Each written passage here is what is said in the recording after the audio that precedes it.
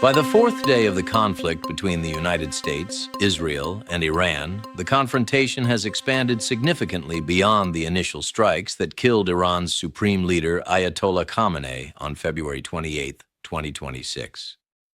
What started as targeted operations against Iranian leadership and military infrastructure has evolved into multi-front warfare spanning at least 10 countries across the Middle East. Iranian retaliation has reached U.S. military bases, embassies, and facilities throughout the Gulf region, while U.S. and Israeli forces continue sustained bombing campaigns against Iranian targets. The civilian toll continues mounting, energy infrastructure faces disruption, and both sides are demonstrating no inclination toward immediate de-escalation. Let's walk through what we can confirm happened on day 4. What various parties are claiming, and where significant uncertainties remain about the conflict's trajectory. Iranian officials, through statements carried by state media and attributed to senior security figures, have characterized their ongoing retaliation as escalating rather than diminishing. The language from Tehran emphasizes sustained and increasing responses to U.S. and Israeli operations. Ali Larijani, who announced the Interim Leadership Council on March 1st following Khamenei's death, has made statements vowing continued resistance. Iranian media outlets have used rhetoric including references to severe retaliation, though specific phrases about gates of hell appear in social media discussion and commentary rather than verified official statements as of March 3rd. What we can confirm about Iranian retaliation: Iran has launched missile and drone attacks targeting locations in at least 10 countries according to reports from defense ministries and U.S. officials. These countries include Iraq, Saudi Arabia, United Arab Emirates, Oman, Jordan, Israel, Bahrain, Kuwait, Qatar, and Cyprus. This represents unprecedented geographic spread for Iranian military operations. The scale of these attacks involves dozens to hundreds of missiles and drones based on intercepted attacks reported by various countries. The Jordanian armed forces reported intercepting 49 drones and ballistic missiles. Qatar reported intercepting dozens of projectiles, though some penetrated defenses. Multiple Gulf countries activated air defense systems throughout day 4.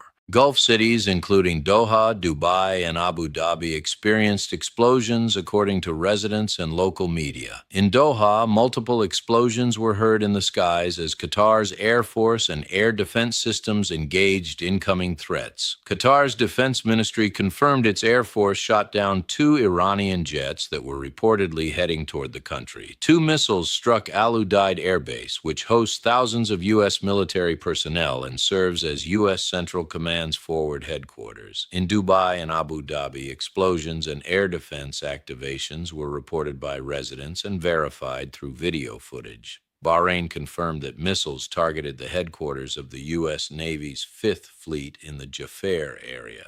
Multiple residential buildings in Minab were struck by Iranian drones on Saturday night. Bahrain's international airport was targeted with a drone, according to the Ministry of Interior.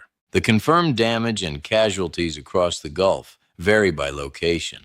At least 8 people have been killed across Gulf states, according to casualty tracking. In Bahrain, an Asian worker was killed when debris from an intercepted missile fell onto a vessel. The U.S. military confirmed 6 American service members have been killed since the conflict began. 4 soldiers assigned to the 103rd Sustainment Command, an Army Reserve unit based in Des Moines, were killed in a drone attack in Kuwait. 2 additional bodies were recovered from a regional facility struck by Iran. In Israel, at least 11 people have been killed since Sunday, according to Israeli authorities. Iranian ballistic missile strikes hit Tel Aviv and other Israeli cities. At least 40 buildings in Tel Aviv were damaged in Saturday's strikes, according to Haaretz newspaper, citing city government sources. The Israeli military confirmed it has been engaging incoming missiles and drones, with air defense systems operating continuously. Israeli media and the IDF have reported interceptions, though some projectiles have penetrated defenses. Video footage verified by multiple media outlets shows explosions, burning vehicles, and smoke rising from impact sites in Israeli cities. The specific claim that air defenses were overrun represents interpretation of penetration events rather than systematic failure of defensive systems. Some missiles were intercepted, others were not, creating mixed defensive performance rather than complete overrun. Regarding Israeli offensive operations, the Israeli Air Force stated it dropped more than 1,200 munitions across 24 of Iran's 31 provinces over a 24-hour period on day 4.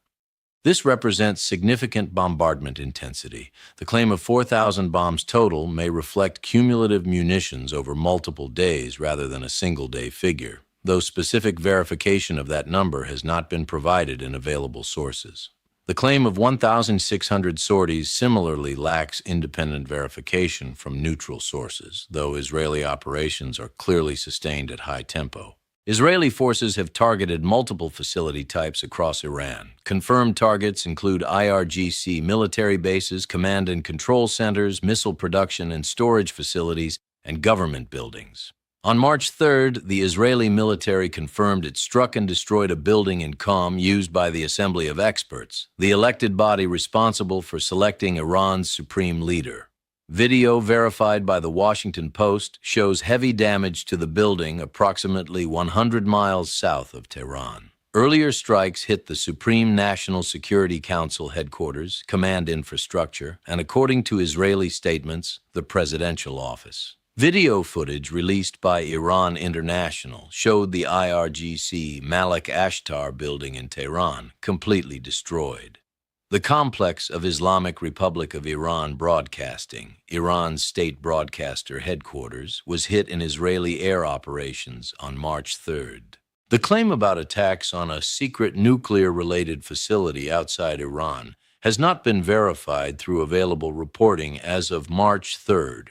UN nuclear watchdog chief Rafael Mariano Grossi stated that no evidence has been found that nuclear facilities have been hit in these attacks.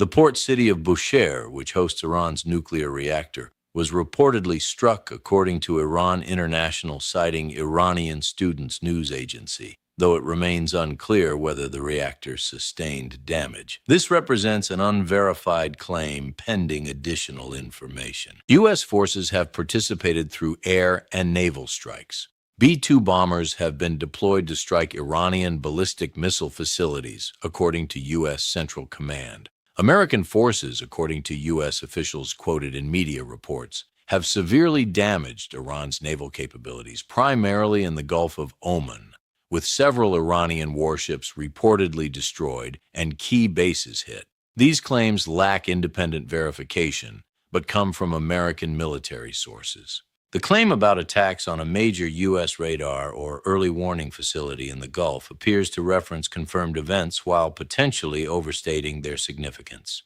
Qatar reported that a drone hit an early warning system, according to Al Jazeera's reporting on Day 4 events. However, characterization of this as the largest facility or suggesting it was completely destroyed rather than damaged requires verification. The facility's importance and the extent of damage remain unclear from available public information. U.S. embassies in Riyadh, Saudi Arabia, and Kuwait City were targeted by Iranian attacks, according to local officials. Both embassies have been closed. The State Department alert reviewed by the Washington Post indicated a parking lot at the U.S. consulate in Dubai was hit in a suspected drone strike, causing a small fire. The U.S. State Department has urged American citizens to leave multiple Middle Eastern countries immediately, including Bahrain, Kuwait, Oman, Qatar, Saudi Arabia, and the UAE. The Iranian closure of the Strait of Hormuz has been confirmed and represents major escalation. The strait, through which approximately 21% of global oil passes, is now disrupted or blocked. QatarEnergy, the world's largest liquefied natural gas producer, announced on Monday it had halted production after Iranian attacks. This creates immediate impacts on global energy markets beyond oil disruption. The civilian casualties continue mounting, with particular attention to a strike on a girls' elementary school in Minab, southeastern Iran. Iranian Health Ministry spokesperson Hossein Kermanpour stated that approximately 180 children were killed in this strike. The Washington Post and New York Times verified footage taken immediately after the attack, though the specific casualty count cannot be independently confirmed. Multiple sources note lack of independent confirmation of the precise death toll, though the strike clearly occurred and caused mass casualties among children. Total casualties in Iran reached 787 killed, according to the Iranian Red Crescent Society as of March 3rd. This represents Iranian government figures that cannot be independently verified but constitute the official toll being reported. Casualties include civilians, IRGC personnel, and government officials. Iran International, citing Iranian Students News Agency, reported thousands of IRGC personnel, including senior officials, were killed or wounded as multiple military bases were attacked, though specific numbers remain unverified. The rhetoric around imminent threat justification relates to international law frameworks for self-defense. U.S. and Israeli officials have characterized operations as preemptive strikes against imminent threats from Iranian nuclear and missile programs. Iranian officials, through foreign ministry statements and commentary, have rejected this justification, arguing no imminent threat existed and that the strikes constitute aggression violating international law and Iranian sovereignty. This legal dispute extends to the use of bases in neighboring countries. U.S. operations have been launched from bases in Qatar, Bahrain, Kuwait, UAE, and potentially others. Iranian officials have characterized countries hosting these bases as complicit in attacks on Iran, creating legitimacy questions for those governments domestically and regionally. The Reuters analysis noted that by targeting Gulf states, Iran may be demonstrating to these countries that hosting U.S. bases creates vulnerability, potentially shifting regional political calculations. Britain has positioned itself to provide defensive support. Prime Minister Keir Starmer stated the U.S. can use British bases for defensive strikes on Iran and that Ukrainian and other specialists would aid Gulf efforts to counter Iranian drone strikes. The E3 group of UK, France, and Germany resolved to back proportionate military defensive measures, if needed, against drones and ballistic missiles, signaling potential for direct European involvement. Saudi Arabia's positioning involves mixed signals. Crown Prince Mohammed bin Salman, according to CNN reporting citing U.S. officials, vowed to employ military force against further Iranian incursions, calling Iranian strikes cowardly. However, Saudi Arabia had previously closed its airspace to U.S. and Israeli attack aircraft, according to the same reporting, creating complexity in Saudi positioning between supporting operations versus enabling them directly. Regarding negotiations and demands, President Trump announced on March 1st that the U.S. had accepted an Iranian proposal to continue negotiations. This occurred amid ongoing military operations, creating apparent contradiction between diplomatic engagement and sustained bombing campaigns. Trump told the Daily Mail that U.S. operations were to be completed within a 4-week timetable. The substance of negotiations versus stated war aims creates analytical complexity. Trump's stated objectives include destroying Iran's missile and military capabilities, preventing nuclear weapons acquisition, and achieving regime change. Whether comprehensive demands about nuclear program, missile program, regional proxy support, and naval power are actually on the negotiating table or represent maximalist public positions remains unclear.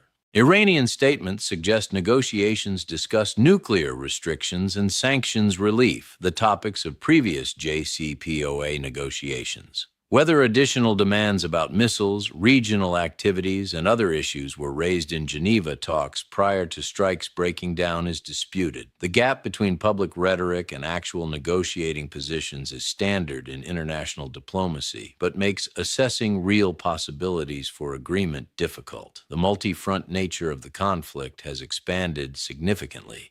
In addition to strikes on Iran and Iranian retaliation across the Gulf and against Israel authorized ground invasion of Lebanon to seize strategic positions, according to reporting on March 2nd. Hezbollah has launched drones and missiles at Israel, characterizing this as legitimate response to what it describes as 15 months of Israeli aggression and violation of a 2024 ceasefire agreement. The Lebanon dimension creates additional complexity because it opens a second major front for Israeli forces. Hezbollah possesses substantial rocket and missile capabilities developed over decades with Iranian support. The group has demonstrated in past conflicts, including 2006, and periodic exchanges since then, that it can sustain operations and inflict casualties on Israeli forces. Ground operations in Lebanon involve different terrain and tactical challenges than air operations over Iran.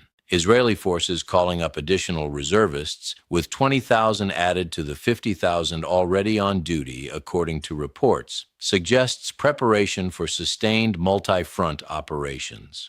Ground combat in Lebanon, while conducting air campaigns over Iran, responding to missile attacks on Israeli cities, and managing broader regional security stretches military resources and creates force distribution challenges. Iraqi territory has seen U.S. and Israeli strikes against Iranian-aligned militias. The Jerf al-Sakr base, housing popular mobilization forces and Kataib Hezbollah, was targeted, killing 2 fighters and wounding 5, according to Iraqi state media and Kataib Hezbollah sources. In Kurdish-controlled northern Iraq, explosions were reported near the U.S. consulate and international airport in Erbil, with air defenses intercepting drone attacks. The Iraqi dimension matters because Iraq hosts both U.S. military presence and Iranian-aligned militia groups.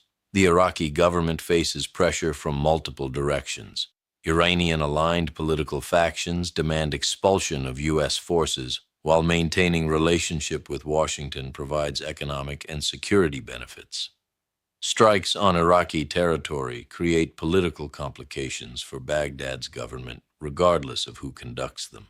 Cyprus, despite not being in the immediate region, experienced an Iranian drone strike on the British Akrotiri military base runway, according to reports. This represents geographic extension of Iranian retaliation to European territory hosting British military facilities. The strike demonstrates Iranian capability and willingness to reach beyond the immediate Middle East to target facilities supporting operations against Iran.